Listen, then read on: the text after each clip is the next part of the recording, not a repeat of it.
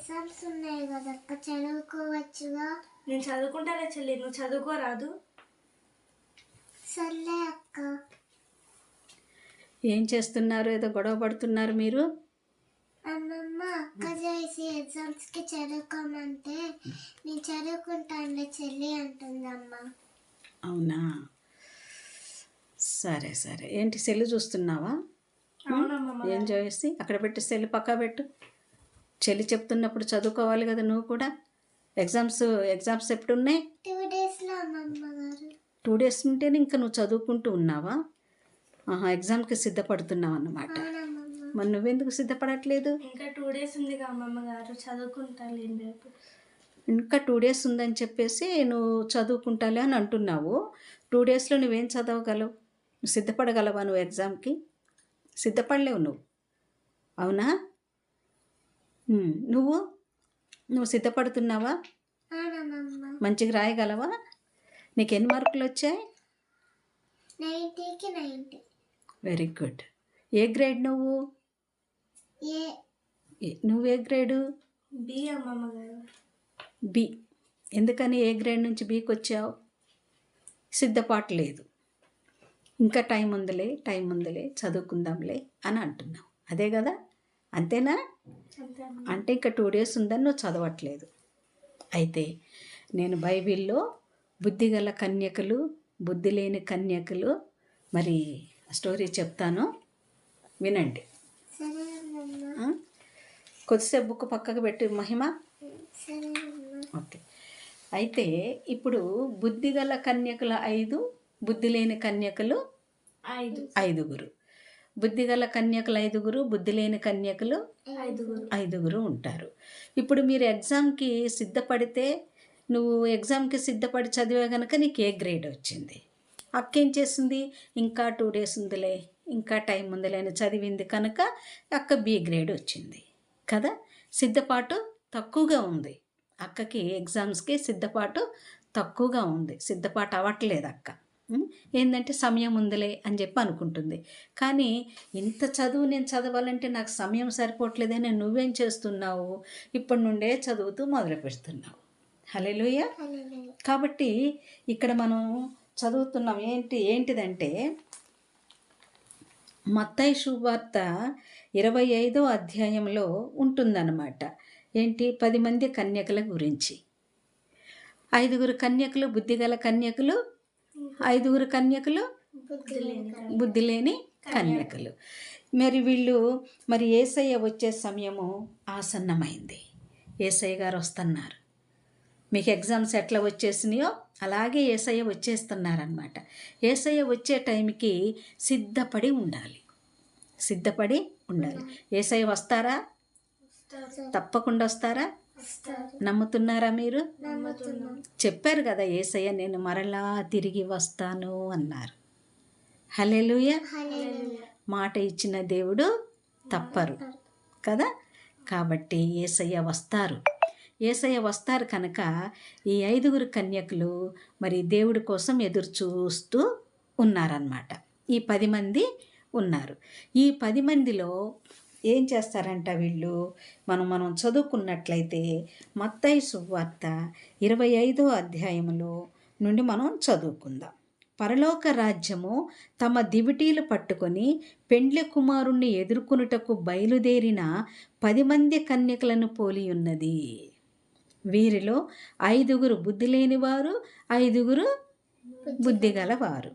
బుద్ధి లేనివారు తమ దివిటీలు పట్టుకొని తమతో కూడా నూనె తీసుకొని పోలేదు. బుద్ధి గలవారు తమ దివిటీలతో కూడా సిద్దెలలో నూనె తీసుకొని పోయిరి. చూడండి ఇక్కడ ఏమంటున్నారు? బుద్ధి గలవారు ఏం చేశారంటే యేసయ్య వస్తున్నారని చెప్పేసి దీపాలలో నూనె పోసుకొని దీపాలు వెలిగించుకొని ఒకవేళ యేసయ్య రావటం ఆలస్యమైతే వారిపోతాయో ఏమో అనుకొని ఏం చేశారు? ఇంకొక సీసాలలో నూనె పోసుకొని వెళ్ళారనమాట. ఎందుకంటే ఈ దీపంలో ఉన్న నూనె అయిపోతే ఈ సీసాలో ఉన్న నూనె మళ్ళీ పోసుకోవచ్చు. యేసయ్య వచ్చేసరికి అటు ఇటు పరిగెత్తాల్సిన అవసరము లేకుండా సిద్ధపాటు కలిగి ఉన్నారు. ఎలా ఉన్నారు? సిద్ధపాటు సిద్ధపాటు కలిగి ఉన్నారనమాట. ఈ బుద్ధి లేని కన్యకలు ఏం చేశారు? ఓన్లీ దీపాలు తీసుకొని అందులో వరకే నూనె పోసుకొని వెళ్తారు. ఏంటి ఇంక వీళ్ళు సిద్ధపాటు కాలే. ఒకవేళ యేసయ్య గారు మరి వచ్చేసరికి ఆలస్యం అవుతుందేమో, ఆలస్యమైతే ఈ నూనె అయిపోతుందేమో, మరి మనం కూడా ఇంకొక నూనె తీసుకెళ్ళాలి కదా అని ఆలోచన వారికి లేదు. సిద్ధపాటు లేకుండా ఈ నూనె సరిపోతుందిలే అన్నట్టు వెళ్ళారు. అక్కేమన్నది, ఇప్పుడు ఇంకా 2 రోజులు టైం ఉన్నదిలే ఎగ్జామ్కి అన్నది కదా. అలాగే వీళ్ళు ఏం చేశారు, టైం ఉన్నది కదా వెళ్దాంలే అన్నట్టు ఈ బుద్ధి లేని కన్యకులు నూనె తీసుకోకుండా వెళ్ళారు. వెళ్ళిన తర్వాత ఏం జరిగింది, పెళ్ళి కుమారుడు ఆలస్యము చేయగా, పెళ్ళి కుమారుడు ఏం చేశాడంట? ఆలస్యం. పెళ్ళి కుమారుడు ఎవరు? యేసయ్య. పెళ్ళి కుమారుడు ఎవరు? యేసయ్య వస్తున్నారనే కదా ఈ 10 మంది కన్యకులు మరి దేవుని కోసం చూస్తూ ఉన్నారు కదా, మెలకుగా ఉన్నారు. మరి ఇందులో 5 బుద్ధిగల కన్యకులు, 5 బుద్ధి లేని కన్యకులు. కనుక ఇక్కడ ఏం జరిగిందంటే వారందరూ కునికి నిద్రించుచుండిరి. వీళ్ళందరూ ఏం చేస్తున్నారంట, పెండ్లి కుమారుడు ఆలస్యం చేయగా ఈ బుద్ధిగల కన్యకులు, ఈ బుద్ధి లేని కన్య వీళ్ళందరూ కూడా కొద్దిగా నిద్ర అట్లా పోతూ ఉన్నారనమాట. అర్ధరాత్రి వేళ ఇదిగో పెళ్ళి కుమారుడు అతనిని ఎదుర్కొన్న రండి అను ఒక కేక వినపడిందట. ఎప్పుడంట?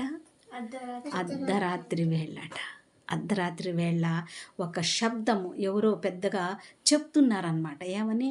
ఇదిగో పెళ్ళి కుమారుడు వస్తున్నాడు, అతన్ని ఎదుర్కోవటానికి రండి అని చెప్పేసి ఒక కేక వినిపిస్తుందంట. అప్పుడు ఆ కన్యకులందరూ దబాదబా లేస్తారు. లేచి తమ దివిటీలను చక్కపరిచిరి. కానీ బుద్ధి లేని ఆ కన్యకులు, మా దివిటీలో ఆరిపోవచ్చున్నవి కనుక మీ నూనెలో కొంచెము మాకియ్యుడని బుద్ధిగల వారిని అడిగారట. చూసారు, యేసయ్య రావటం ఆలస్యం అయ్యేసరి కొంచెం నిద్రపోతున్నారు. నిద్రపోయేసరికి అర్ధరాత్రి వేళ ఒక కేక వినిపిస్తుంది. ఏంటిది? ఇదిగో పెళ్ళి కుమారుడు వస్తున్నారు, ఆయనని ఎదుర్కొనుటకు రండి అని అనేసరికి దబాదబా లేచి ఏం చేశారు, వాళ్ళు సర్దుకున్నారు. బుద్ధిగల కన్యకులు ఏం చేశారు, అందులో నూనె అయిపోయింది, దీపాలు ఆరిపోయే పరిస్థితులు ఉన్నాయని చెప్పి వాళ్ళు తెచ్చుకున్నటువంటి నూనెని ఆ దివిటీలలో పోసేశారు. ఆ దీపాల్లో పోసేస్తే అవి మళ్ళీ ఇంకా మంచిగా వెలుగుతూ ఉన్నాయి. బుద్ధి లేని వాళ్ళు ఏం చేశారు, ఆరిపోయినాయి దీపాలు, యేసయ్య రావటం ఆలస్యమైపోయింది కదా, ఆరిపోయినాయి.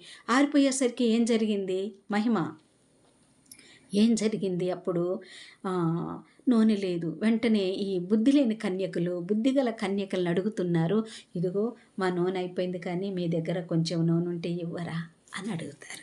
అడిగితే బుద్ధిగల కన్యకులు ఏం చెప్తున్నారు, అందుకు బుద్ధిగల కన్యకులు, మీకును మాకును ఇది చాలదేమో, మీరు అమ్మవారి వద్దకు పోయి కొనుక్కొని రండని చెప్పిరి. బుద్ధిగల కన్యకులు ఏమన్నారు, అమ్మా మీకు మాకు ఈ నూనె సరిపోదు కనుక మీరు అమ్మాయి వారి దగ్గరికి వెళ్ళి నూనె కొనుక్కొని రండి అని చెప్తారు. ఎవరు చెప్తారు? బుద్ధిగల కన్యకలు చెప్తారు. చెప్పిన తర్వాత వారు కొనబోచుండగా పెళ్ళి కుమారుడు వచ్చాడు. హల్లెలూయా. చూసావా పెళ్ళి కుమారుడు రానే వచ్చారు. వీళ్ళు కొనుక్కోవటానికి వెళ్ళిపోతున్నారనమాట. వెళ్ళారు, నూనె కొనుక్కరాటానికి వెళ్ళారు. అంతలోని యేసయ్య రానే వచ్చారు. వచ్చేసి ఏం చేశారు, అప్పుడు సిద్ధపడి ఉన్న వారు అతనితో కూడా పెండ్లి విందుకు లోపలికి పోయిరి. యేసయ్య మరి సిద్ధపడి ఉన్నారు కదా, ఈ 5 కరెక్ట్గా నూనె దగ్గర పెట్టుకుని ఉన్నారు. చూడు, ముందుగానే యేసయ్య రావటం ఆలస్యమైతే ఈ దీపాలు ఆరిపోతాయేమో, అందుకే మనం కొంచెం నూనె తీసుకెళ్దామని వాళ్ళు సిద్ధపాటు కలిగి దేవుడంటే భయముతో వాళ్ళు నూనె తీసుకొని వెళ్ళారు. దాన్ని సిద్ధపాటు కదా. అప్పుడు సిద్ధపడి వాళ్ళు ఏం చేశారంట, అప్పుడు యేసయ్యతోటి వారు లోపలికి వెళ్ళిపోయారు. ఎక్కడికి వెళ్ళిపోయారు, అప్పుడు సిద్ధపడి ఉన్నవారు అతనితో కూడా పెండ్లి విందుకు లోపలికి వెళ్ళిపోయారు. యేసయ్య వారిని తీసుకొని లోపలికి వెళ్ళిపోయారు. వెళ్ళిపోయిన వెంటనే ఇక్కడ ఏం జరిగిందంట, అంతటా తలుపు వేయబడెను. తలుపులు మూసేశారు. బుద్ధి లేని కన్యకలు ఎక్కడున్నారు? బయట. ఎందుకున్నారు? నూనె తెచ్చుకోవటానికి ఎక్కడికి వెళ్ళారు? అమ్మేవాడి దగ్గర వెళ్ళారు. వాళ్ళు వచ్చేసరికి తలుపులు వేయబడ్డాయి. ఇప్పుడు లోపల ఎవరున్నారు? లోపల ఎవరు వెళ్ళారు? బుద్ధిగల కన్యకులు వెళ్ళారు. ఎందుకు? వాళ్ళు సిద్ధపడి ఉన్నారు కనుక, దేవుడి కొరకు సిద్ధపడి ఉన్నారు కనుక వాళ్ళని దేవుడు తీసుకెళ్ళిపోయారు. దేవుడంటే భయము, దేవుడంటే భక్తి, దేవుడి మాట వినాలి, దేవుడిని చూడాలి, దేవుడు యేసయ్య వస్తారు, మనం ఎదుర్కొని నిలబడాలి అనే ఆశతో వారు ఉన్నారు కనుక, వారు సిద్ధపడి ఉన్నారు కనుక యేసయ్య వారిని తీసుకొని వెళ్ళారు. వీళ్ళు బయట ఉన్నారు. బయటుండి వాళ్ళు ఏమంటున్నారు? ఆ తర్వాత తక్కిన కన్యకులు వచ్చి, అయ్యా అయ్యా మాకు తలుపు తీయమని అడగగా, అయ్యా మాకు తలుపు తీయ్యా అని అడుగుతున్నారు. అప్పుడు ప్రభు ఏమంటున్నారు తెలుసా? మిమ్ము నెరుగనని మీతో నిశ్చయముగా చెప్పుచున్నాను, మీరెవరో నాకు తెలియదు అని నిశ్చయముగా నేను చెప్పుచున్నాను. యేసయ్యకి తెలియదా వాళ్ళెవరో? తెలుసు. తెలిసి ప్రభు మరి ఎందుకు తెలియదు అంటున్నారంటే, దేవుని మాట వారు వినలేదు. దేవుడు వస్తున్నారని తెలిసి కూడా వారు సిద్ధపడి లేరు. మరి ఈరోజు నువ్వు ఎగ్జామ్స్ ఉన్నాయి, రేపే ఎల్లుండి ఎగ్జామ్స్ ఉన్నదాని సంగతి తెలిసి మరి జాయ్సీ నువ్వు సిద్ధపడి ఉండటం లేదు. ఎగ్జామ్ అందుకే నువ్వు బి గ్రేడ్ వచ్చింది నీకు. హల్లెలూయా. చెల్లి సిద్ధపడి ఉంది కనుక ఏ గ్రేడ్ చెల్లికి వచ్చింది. హల్లెలూయా.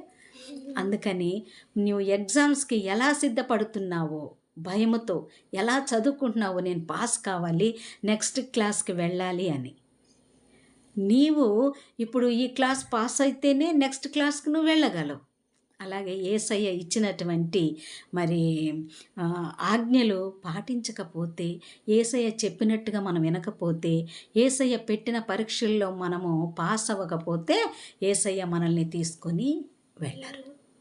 పరలోక రాజ్యంలో మనకి స్థానమో లేదు. ఎక్కడుంటుంది? తలుపు బయట ఉంటుంది. హల్లెలూయా.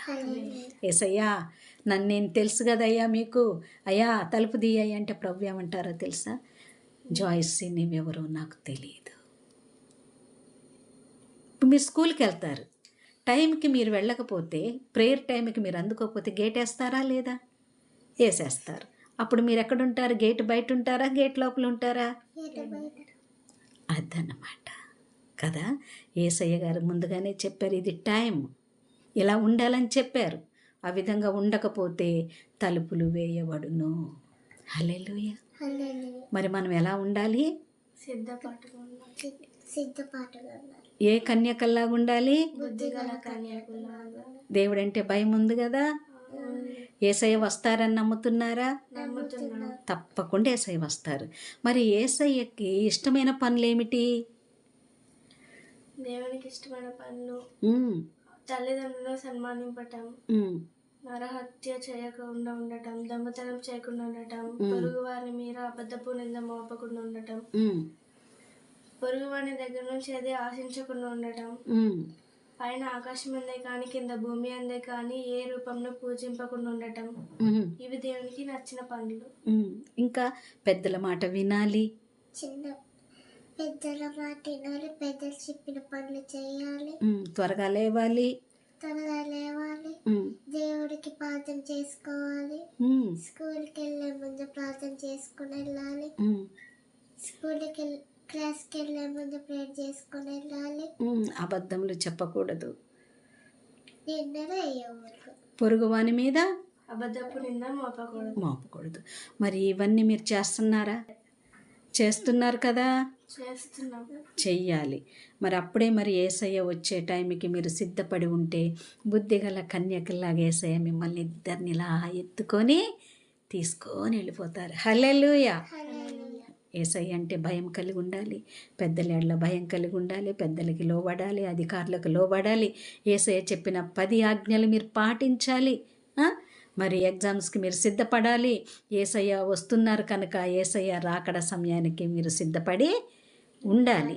అట్టి కృప దేవుడు మీకు దయచేయునుగాక. ఆమెన్. God bless you.